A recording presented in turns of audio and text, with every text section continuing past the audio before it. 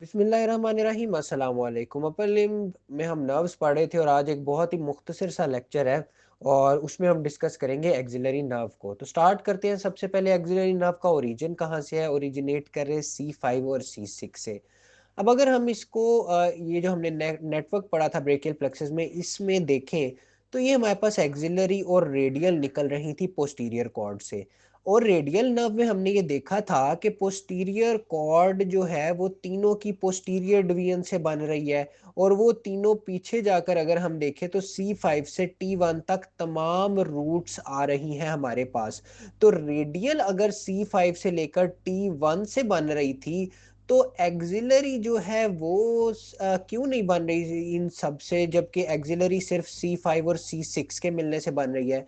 अब होता क्या है कुछ, जब यहाँ पे ये आप देखें, ये हमारे पास पोस्टीरियर कॉर्ड है ना, ठीक है। इस पोस्टीरियर कॉर्ड को ये आगे कंटिन्यू कर रही है एज रेडियल नर्व, ठीक है। तो यहाँ पे सारे फाइबर्स जो पीछे से आ रहे थे ना, जो C5 से आ रहे थे, C6 से, C7 से, C8 से, T1 से, वो तमाम फाइबर्स कंटिन्यू करेंगे। लेकिन ये जो एक्सिलरी ब्रांच यहाँ पे दे रही है, इसमें सिर्फ C5 और C6 के फाइबर्स यहाँ जाकर एक्सिलरी ब्रांच दे रहे होते हैं, ठीक है। तो रेडियल नर्व तो इन सब रूट से बन रही थी। बाकी भी जब इतनी हमने देखी थी, मस्कुलोक्यूटेनियस, मीडियन, अल्नर भी हम आगे जाके देखेंगे, तो वो सारी इसी तरह अपनी रूट्स को फॉलो कर रही हैं। हमारी बॉडी में काफ़ी कम एग्जांपल्स ऐसी हैं, जैसे कि एक्सिलरी में शो हो रही है, कि जहां नर्व फाइबर्स पीछे थे तो सारे आ रहे हैं, लेकिन आगे जाकर के कुछ डाइवर्ज हो जाते हैं और कुछ फाइबर्स में सिर्फ एक नर्व को कंट्रीब्यूट कर रहे होते हैं, ठीक है।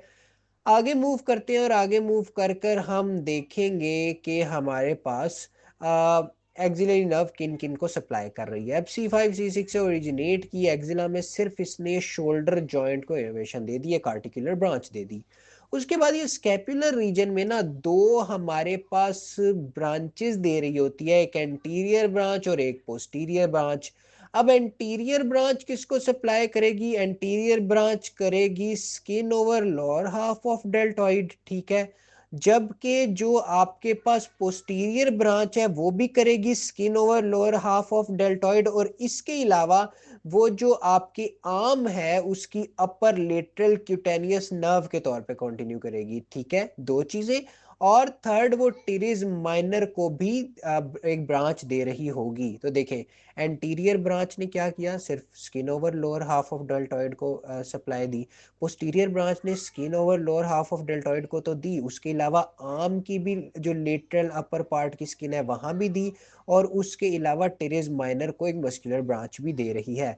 उसके अलावा ये एंटीरियर ब्रांच और ये पोस्टीरियर ब्रांच दोनों आगे ब्रांचेस दे रहे होते हैं डेल्टॉइड को भी।